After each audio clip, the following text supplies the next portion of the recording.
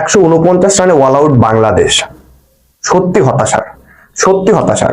বাংলাদেশ 50 ওভারটা খেলতে পারলো না টেস্ট ম্যাচ ক্রিকেটে এক ইনিংসে, সেটা কিনা 47 ওভার এক বলে 149 রানে অল আউট হয়ে যায় বাংলাদেশ।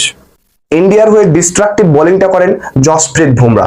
জসপ্রীত বুমরা শিকার করেন 4টি উইকেট, রবীন্দ্র জাদেজা 2টি, মোহাম্মদ সিরাজ 2টি, আকাশদীপ 2টি। দারুণ ডমিনেটিং বোলিং করেছে ইন্ডিয়া। পক্ষান্তরে আমরা দেখতে পাই বাংলাদেশি ব্যাটারদের দারুণ এক অসহায় আত্মসমর্পণ।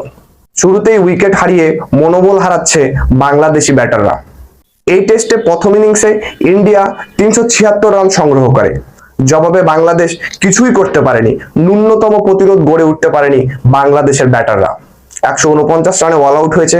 সত্যি হতাশার, সত্যি লজ্জার এজ এ বাংলাদেশি ফ্যান হিসেবে, এজ এ বাংলাদেশি ক্রিকেট সমর্থক হিসেবে।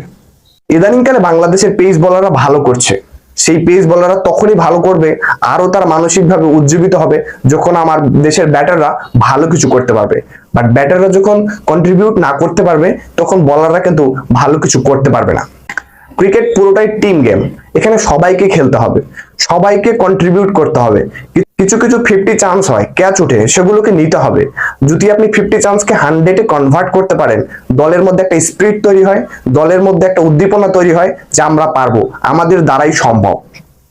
বাংলাদেশি বোলাররা প্রথম ইনিংসে প্রথম ডেতে দারুণ বল করেছিল, স্পেশালি হাসান মাহমুদ। সে হাসান মাহমুদের নৈপুণ্যে বাংলাদেশ ভালো একটা স্বপ্ন দেখছিল যে বাংলাদেশ হয়তোবা ইন্ডিয়ার বিপক্ষে একটা অঘটন করবে। রবিচন্দ্র অশ্বিন, রবীন্দ্র জাদেজা তাদের 199 রানের পার্টনারশিপ বাংলাদেশকে টেস্ট ম্যাচ থেকে অনেকটাই ছিটকে দিয়েছে। 376 রানের জবাবে ব্যাট করতে নেমে বাংলাদেশের ব্যাটারদের অসহায় আত্মসমর্পণ বিশ্ব দরবারে বাংলাদেশের যে টপ অর্ডারের ব্যর্থতা সেটা আবার উন্মোচন করে। কবে দায়িত্ব নেবে বাংলাদেশের টপ অর্ডাররা?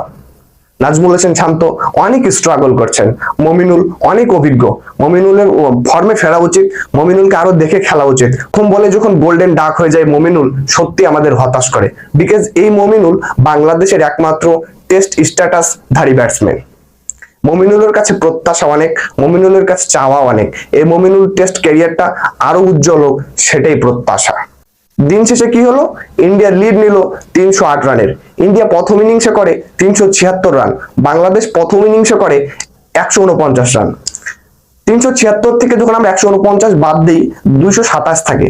227 রানে যখন ইন্ডিয়া আবারও ব্যাট করতে আসে, হয়তোবা আমরা ভেবেছিলাম ইন্ডিয়া ফলোয়ানে ফেলে বাংলাদেশকে আবারও ব্যাট করতে পাঠাবে, কিন্তু সেটা হয়নি।